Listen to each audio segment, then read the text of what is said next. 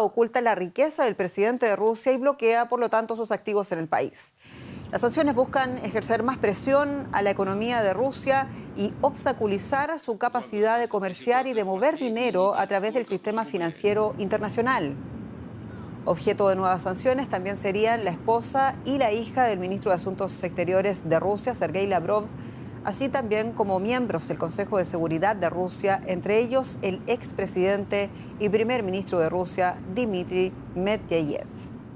El presidente de los Estados Unidos aseguró que con estas medidas los sancionados no podrán aferrarse a su riqueza en Europa, tampoco en los Estados Unidos. Escuchemos. Estados Unidos está adoptando medidas adicionales junto con nuestros aliados y socios para aumentar la presión económica sobre Putin. Estados Unidos impondrá sanciones de bloqueo total al Sberbank, la mayor institución financiera de Rusia, y a Alfa Bank, su mayor banco privado. Estados Unidos anuncia más sanciones, incluyendo el círculo íntimo de Vladimir Putin, y hay controversia. José Díaz Briceño nos acompaña desde Washington con más detalles. José, la Casa Blanca dijo que la nueva ronda de negociaciones de sanciones no significa que las medidas anteriores hayan fracasado y pedía paciencia al presidente. ¿Cuál es la expectativa de la administración Biden de cuándo verá Estados Unidos entonces los resultados?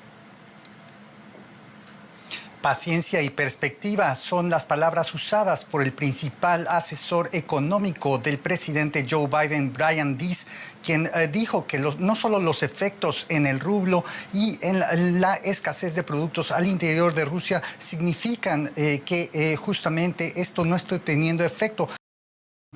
Dice aseguró que los efectos, por ejemplo, en la inflación de 2% cada semana registrada en Rusia, significarán que al final del año se registre una inflación de 200% en ese país, algo que mostrará y provocará con una contracción de la economía rusa de hasta 10% y terminará por dejar a Rusia como una nación no grande en lo económico.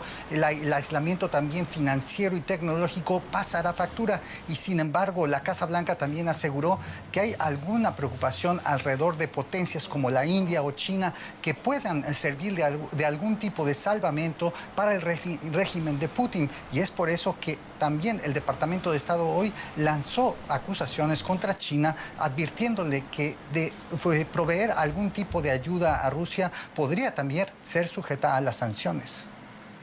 José, paralelamente el Pentágono ha asegurado hoy que creen que Ucrania puede ganar la guerra. Cuéntanos, por favor, más detalles. En general, la posición oficial de Estados Unidos, reiterada por el Pentágono ayer ante el Capitolio, es que este conflicto muy probablemente durará años y, sin embargo, hoy mismo también el vocero del Pentágono aseguró que la retirada de las fuerzas rusas del norte de Kiev hacia Bielorrusia para reabastecerse y seguir hacia el este de Ucrania significa y muestra que las cadenas de abastecimiento y la resistencia ucraniana han mostrado que esta guerra puede ser ganada por Ucrania. El propio secretario de Estado, el señor Blinken, Anthony Blinken, quien está presente en estos momentos en Europa, aseguró que los objetivos estratégicos por parte del presidente Putin en este conflicto en Ucrania, que era básicamente eliminar al gobierno y tomar la soberanía de ese país, han sido pues no cumplidos. Y esto muestra la resistencia feroz de los propios ciudadanos ucranianos. José Díaz, muchas gracias en Washington. Y adicionalmente, los ministros de Exteriores de los países de la OTAN se reúnen en Bruselas para debatir un mayor apoyo a Ucrania. La OTAN ha advertido que Rusia va a intensificar su ofensiva en el este y en el sur de Ucrania en las próximas semanas. El secretario general Jens Stoltenberg ha declarado que la guerra se encuentra en una fase crítica y ha advertido a Occidente que se prepare para una guerra de larga duración. Según Stoltenberg, no hay indicios de que Rusia haya abandonado su ambición de controlar toda Ucrania y por ello indicó es necesario apoyar a Kiev, mantener las sanciones y fortalecer la defensa y la disuasión de la alianza. Finalmente sentenció que independientemente de la duración del conflicto, esta guerra ya ha cambiado la realidad de seguridad en Europa por muchos años. Y la preocupación ahora mismo de la OTAN es reabastecer de armas a Kiev en previsión de esa inminente y nueva ofensiva rusa en el Donbass, de la que hablaba el secretario general Stoltenberg. María García Sornosa, mi colega, con más detalles hasta ahora desde Bruselas. María, se busca el envío de más armamento, de artillería, incluso de tanques. ¿Cuán cerca se está de concretar esa decisión? Sí, Jenny, la OTAN cree que la guerra entra ya en una nueva fase mucho más larga que podría prolongarse durante meses o incluso años y concentrada en el este. Creen que el objetivo de Vladimir Putin es ya controlar todo el Donbass y crear una puente terrestre que lo una a la anexionada Crimea. Aquí en la Alianza Atlántica creen que Vladimir Putin está perdiendo la guerra táctica y sobre el terreno y lo atribuyen a tres factores fundamentales: a que el ejército ucraniano está mucho más fuerte que lo que estaba en 2014, también a ese envío masivo por parte de la Unión Europea y de Estados Unidos y sobre todo a la alta moral de la sociedad, del liderazgo y sobre todo de las tropas ucranianas. Por eso el objetivo ya es seguir reforzando al ejército ucraniano con más material para que pueda seguir defendiéndose y dicen para evitar nuevas bushas. Se espera que los 30 ministros aliados reunidos aquí en la capital comunitaria hoy y mañana consoliden esta decisión de aumentar el envío de material bélico a Ucrania. Muy importante, Jenny, es que la Alianza Atlántica por primera vez se abre a enviar armamento pesado y ofensivo. Hasta la fecha había sido meramente defensivo como antimisiles o antitanques, pero la República Checa ha abierto hoy ya el camino anunciando el envío de tanques. Eso sí, no está sobre la mesa el suministro de cazas de combate porque dicen que ello allanaría el camino para un choque directo entre la OTAN y Rusia. Y poco a poco sale a la luz la magnitud de las atrocidades cometidas contra civiles en la ciudad ucraniana de Bucha. Tras la retirada rusa, las autoridades ucranianas han presentado numerosas pruebas de asesinatos y torturas. Los cuerpos yacen en las calles y se amontonan en fosas comunes. Los que sobrevivieron, en cambio, empiezan a contar sus historias. Nuestra compañera Alexandra von Amen visitó Bucha para conocer de primera mano lo que vivieron sus habitantes. Les advertimos que algunas de las imágenes pueden resultarles perturbadoras. En la carretera que va hacia Bucha, las escenas de destrucción hacen presagiar los horrores que ha vivido esta pequeña ciudad. En el centro, los vecinos se reúnen como cada día a esperar a que llegue la ayuda humanitaria. Los alimentos escasean aquí, dicen. Muchos están profundamente traumatizados. Volodymyr y su madre vieron cómo las tropas rusas detenían a sus amigos y vecinos para luego asesinarlos. Se lo llevaron el 7 de marzo y luego supimos que lo mataron a tiros el día después. No encontramos su cuerpo hasta que se retiraron. Tenía los dedos rotos y un disparo en la cabeza. Enterraron a los muertos en los patios traseros o en el bosque. Aquí en Bucha, los soldados rusos son acusados de perpetrar terribles crímenes de guerra. Testigos hablan de ejecuciones sumarias y civiles asesinados. Forenses acuden a un patio trasero para recoger los cuerpos de 6 civiles recientemente descubiertos. Las autoridades afirman que no fueron víctimas de bombas o misiles, sino que les dispararon y luego les prendieron fuego. En una guerra, los soldados matan a otros soldados. Han sido entrenados para ello y están preparados para morir por sus creencias y sus ideas. Pero matar a civiles, eso solo lo he visto en las películas. El gobierno ruso rechaza las acusaciones y las califica de montajes, de propaganda antirrusa. Sin embargo, las evidencias son abrumadoras, aunque una investigación rigurosa podría llevar tiempo. Al igual que limpiar la ciudad de minas antipersona y trampas explosivas, afirman las tropas ucranianas en Bucha. Como pueden ver, aquí hay mucho tipo de material militar que puede explotar y que amenaza la vida de los civiles. Estamos trabajando en ello. A Bucha aún le queda un largo camino antes de que pueda volver a la normalidad. ¿Está haciendo Alemania lo suficiente para ayudar a Ucrania? Para la oposición política alemana la respuesta es no. Y esa situación tuvo que hacer frente este miércoles ante el Bundestag el canciller Olaf Scholz en una a momentos incómoda comparecencia de preguntas y respuestas sobre el tema con las diputadas y los diputados alemanes. Scholz condenó fuertemente la masacre de Bucha y dijo que no dudará, en tomar decisiones con tal de evitar que Rusia gane la guerra. A veces una imagen vale más que 1000 palabras, como esta, ante el Parlamento alemán de Berlín, con personas tumbadas, envueltas en el eco de unas campanas de reloj. Los manifestantes recuerdan así a los muertos de la guerra en Ucrania y exigen más medidas para que acabe. Eso es lo que debaten a escasos metros de ahí los parlamentarios alemanes, tras las últimas atrocidades en Bucha y otras ciudades. Los soldados rusos masacraron allí a civiles ucranianos, incluidos niños, mujeres y ancianos, antes de retirarse.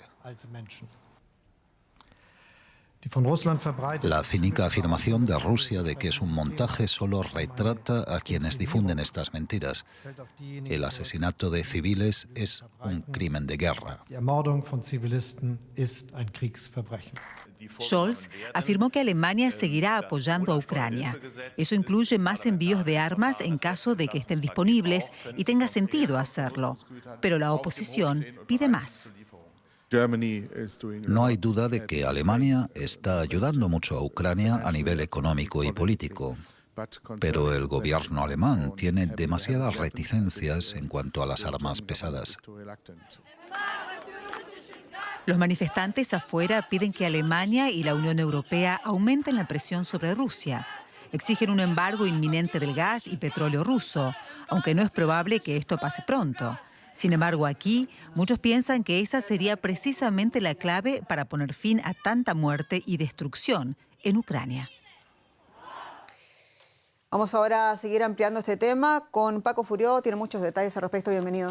Gracias, Jenny. Tras las atrocidades cometidas por Rusia en la ciudad ucraniana de Bucha, la Unión Europea pretende endurecer las sanciones contra Moscú. Esta vez afectarían al carbón, madera y vodka ruso, que no podrán ser importados a la Unión Europea. Pero esto no es todo. Restricciones al crudo y gas ruso también están en la agenda. Estos conductos son el salvavidas económico de Rusia. Suministran gas y petróleo desde Siberia a Europa. Rusia gana 1.000 millones de euros a diario con el suministro de energía a la Unión Europea desde el inicio de la guerra. El presidente ucraniano ha pedido que se detengan todos los pagos de energía a Rusia para vaciar las arcas de guerra de Putin, un mensaje que el Parlamento Europeo está considerando. Estados Unidos nos proporcionará este año al menos 15.000 millones de metros cúbicos adicionales de gas natural licuado para sustituir el gas ruso. Más adelante aspiramos a conseguir al menos 50.000 millones de metros cúbicos adicionales al año. Esto nos dará la oportunidad de sustituir al menos un tercio del gas ruso que llega a Europa por gasoductos. El martes, Ursula von der Leyen propuso prohibir las importaciones de carbón por valor de 4.000 millones de euros al año. El cemento, la madera y el vodka rusos también figuran en la nueva lista de sanciones que deben ser aprobadas por los países de la Unión Europea. Actualmente, el bloque recibe de Rusia casi la mitad del lignito y la hulla que necesita para la producción de acero y electricidad. Estos suministros tendrían que venir de otros lugares como Estados Unidos, Colombia y Sudáfrica. La dependencia del gas ruso es similar. El 45% del gas que consume la Unión Europea procede de Rusia, pero es mucho más difícil de sustituir que el carbón. Hasta ahora, Alemania se opone a un corte total del suministro de gas, ya que teme que el impacto económico en Europa sería demasiado alto. Y además de las sanciones, la guerra de agresión rusa en Ucrania marca un punto de inflexión para el suministro de energía aquí en Alemania. Así lo afirma un proyecto de ley que fue aprobado hoy, que prevé que en un lapso de 13 años la mayor parte de la electricidad que se consuma en el país provenga de fuentes renovables. El gabinete del gobierno alemán aprobó el llamado paquete de Pascua presentado por el ministro de Economía y Protección del Clima, el político verde Robert Habeck. El ambicioso programa incluye un amplio catálogo de proyectos para la expansión de la energía eólica y solar y de nuevas infraestructuras. Para 2030, el 80% de la electricidad deberá provenir de fuentes renovables. Argentina sufre la falta de carburante, lo que ha llevado a las petroleras a racionar las entregas con cupos, una medida que pone en riesgo la cosecha de granos gruesos. La Cámara, que reúne a más de 4.800 estaciones de servicio de Argentina, afirma que el desfase entre el precio internacional del barril del petróleo y el valor de venta en el mercado local, un 32% más barato, llevó a las primeras señales de desabastecimiento en combustibles claves como gasoil y el diésel. Vamos ahora a ver una serie de noticias breves. JetBlue ha anunciado que presentará una oferta de entre 3.000 y 6.000 millones de dólares para adquirir la aerolínea de bajo costo Spirit Airlines, entrando así en competencia con Frontier Airlines. Recientemente, Frontier había propuesto fusionarse con Spirit Airlines. Spirit asegura estar considerando la oferta de JetBlue. A menos de 2 semanas para la Pascua, la empresa italiana Ferrero ha retirado del mercado varios lotes de chocolate Kinder fabricados en Bélgica por su posible relación con casos de salmonelosis. Se han detectado decenas de infecciones en al menos 9 países europeos, aunque aún no se ha probado su relación con estos productos.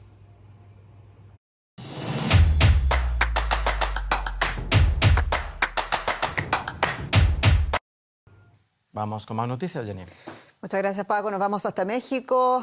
Allí cientos de refugiados ucranianos han llegado buscando refugio a la ciudad de Tijuana, fronteriza con los Estados Unidos.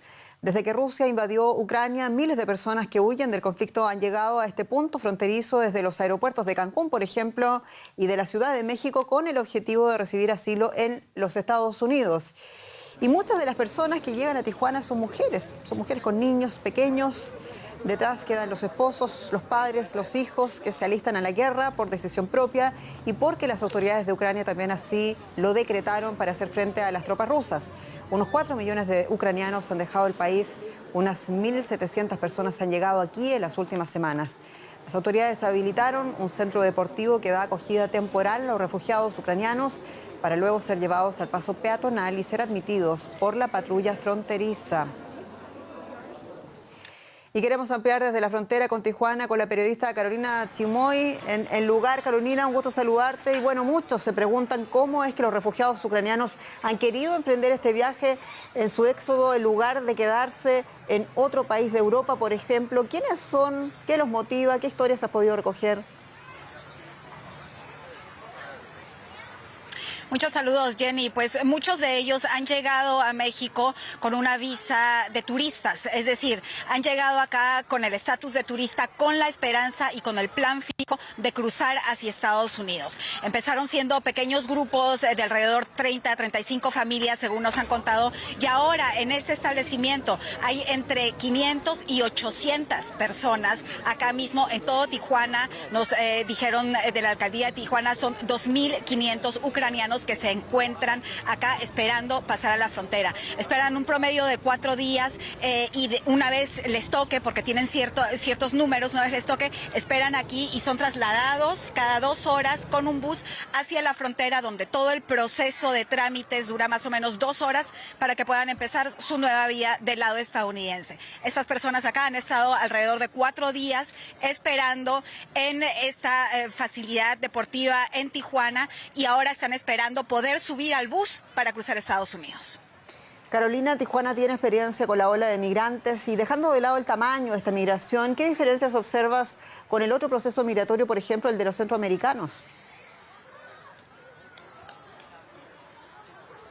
Son 2 procesos completamente diferentes, Jenny, y es que las personas que han llegado acá de Ucrania vienen en avión. Quienes pueden se quedan en hoteles y únicamente quienes no tienen la posibilidad financiera llegan a este campo de refugiados únicamente ucranianos. Hay uno que otro ciudadano ruso también, pero los quienes buscan refugio y son de origen centroamericano están en otras facilidades y ellos han estado esperando durante 2 años al menos para poder cruzar Estados Unidos y muchos de ellos, origen centroamericano o incluso mexicanos, hasta ahora, después de una espera de 2 años, no han logrado cruzar. Hablando con la ciudad de Tijuana, nos han dicho que esto se debe al estatus. Muchos de los que llegan de Centroamérica piden asilo político, mientras quienes están acá están escapando, como sabemos, de la guerra. Y el presidente Biden dijo, recordemos, hace 2 semanas, estando en su visita en Europa, que dejará entrar a 100,000 ciudadanos ucranianos Estados Unidos, y eso es lo que está sucediendo ahora. Cada día y acá cada 2 horas ese bus partiendo con 40 ucranianos a bordo para que pasen a Estados Unidos después de que el presidente dio esa declaración. Carolina Chimoy, muchas gracias en Tijuana. Un abrazo. En Perú continúan las protestas contra el gobierno de Pedro Castillo, que comenzaron como respuesta a las alzas en los precios de los combustibles. Las manifestaciones se trasladaron a las regiones. Este miércoles en la sureña provincia de Ica, al menos una persona murió y decenas resultaron heridas en choques con la policía. Las movilizaciones llevaron al mandatario el lunes a decretar el estado de emergencia y un toque de queda el martes en Lima y en la provincia de Callao. No obstante, Castillo revirtió la orden antes de tiempo, después de que miles de ciudadanos salieran a las calles a protestar. La crisis política y social por la que atraviesa Perú se agudiza y hace tambalear al gobierno. Y en medio del paro transportista, Perú confirma la muerte, decíamos, en los enfrentamientos, una muerte en Ica, y se complica naturalmente el camino para ya un debilitado presidente, y de aquello queremos hablar a continuación con José Requena, quien es analista político y nos recibe desde Lima. José, saludos, y hablemos por favor de la principal crítica que se le hace al presidente Castillo por no haber derogado la norma del toque de queda y por la cual le acusan de desconocimiento jurídico. Olvido, intención, desconocimiento. ¿Qué ves tú en la acción del presidente? Bueno, lo del lunes fue la decisión del lunes que implicaba un toque de queda el martes, fue algo sin justificación alguna. Las protestas estaban teniendo lugar sobre todo fuera de Lima, y esto fue revertido por la población. En Lima vive un tercio de la población del país, que mayoritariamente y masivamente se volcó a las calles, lo cual agudizó la crisis. Es cierto que ahora se ha ido a las regiones, pero se anuncian movilizaciones tanto para mañana jueves como para el viernes, y vamos a ver, es un gobierno efectivamente debilitado a solo 8 meses de haberse iniciado. El remedio peor que la enfermedad, entonces, José. Muchos se preguntan también, con todo lo que está pasando en el Perú, y también pese a haber superado hace poco esa moción de vacancia, ¿a quién escucha el presidente Pedro Castillo para tomar sus decisiones? Sí, esa es precisamente una de las dudas y uno de los flancos que ha tenido el presidente Castillo en todo este tiempo. No ha sido tan prolijo en la convocatoria de sus colaboradores. Casi todos, o la gran mayoría más bien, tiene algún pasivo que le causa problemas recurrentes. Tiene ya su cuarto gabinete, ha superado un segundo intento de vacancia el lunes 28 de marzo. Y aunque la formalidad política le da cierta estabilidad a pesar de su precario equilibrio, es una situación muy sensible a lo que además se le agrega algunas acusaciones serias de corrupción. Y a todo esto que lo mencionas, ¿cuán debilitado está ahora mismo la figura presidencial y su proyecto de gobierno, José? Yo diría que es un gobernante arrinconado, pero que a diferencia de otros colegas, no pienso que esté con los días contados. Creo que todavía va a durar, y a pesar de que la protesta ya es generalizada y que ha trascendido el origen que era la situación económica, ahora ya el reclamo es que se vaya Castillo, pero creo que todavía hay algo de aire y esperemos que pueda revertir este rumbo, pero lamentablemente no hay señales de que vaya a ser así. El presidente del Consejo de Ministros habló hace algunas horas, básicamente manteniendo el mismo tono de no escuchar los reclamos de la población y no tener un ánimo de enmienda. José Requena, como siempre, un gusto hablar contigo. Muchas gracias. En Lima. Gracias, encantado. Y mucho más ha pasado este día en el mundo. Lo revisamos en el siguiente resumen de noticias. 2 importantes grupos pro derechos humanos acusaron a las Fuerzas Armadas de Etiopía de llevar a cabo una campaña de limpieza étnica contra la población de Tigray en el norte del país, devastado por la guerra. Amnistía Internacional y Human Rights Watch afirman que los abusos cometidos contra la población civil constituyen crímenes de guerra y de lesa humanidad. China notifica más de 20.000 casos de COVID-19, su mayor cifra diaria desde el inicio de la pandemia. Hace semanas que el gigante asiático sufre un aumento de las infecciones. Las autoridades de Shanghái han prolongado además el confinamiento de la ciudad, aunque también han relajado una medida ampliamente impopular, que es la que separaba a los niños infectados de sus padres. En la capital de Sri Lanka, Colombo, las fuerzas de seguridad se han desplegado en el Parlamento mientras aumentan las protestas en todo el país. Desde hace semanas, la población lucha por conseguir productos básicos como alimentos, medicinas y combustible en medio de una acuciante crisis económica. A pesar de la creciente presión, y el presidente Gotabaya Rajapaksa se niega a dimitir. La policía alemana llevó a cabo una redada a gran escala contra grupos neonazis. En la macrooperación policial participaron 800 agentes que registraron 61 inmuebles situados en 11 estados federados, también en la capital, aquí en Berlín. 4 ciudadanos alemanes fueron detenidos bajo la sospecha de pertenecer a la organización criminal de extrema derecha Atomwaffendivision.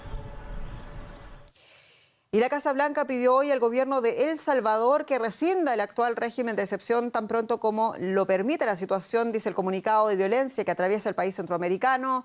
Washington urgió además a Bukele a que respete los derechos humanos a todos los salvadoreños, incluidos a los presos. Recordemos, el gobierno de El Salvador declaró hace 11 días el régimen de excepción, realizando además detenciones masivas y ordenando el encierro total de los pandilleros detenidos ante la ola de violencia y escalada de los asesinatos vividas en el país. Y solo tiempo para despedirnos. Muchas gracias por su sintonía, su confianza. Soy Jenny Pérez, esto es Deutsche Welle. Hasta pronto.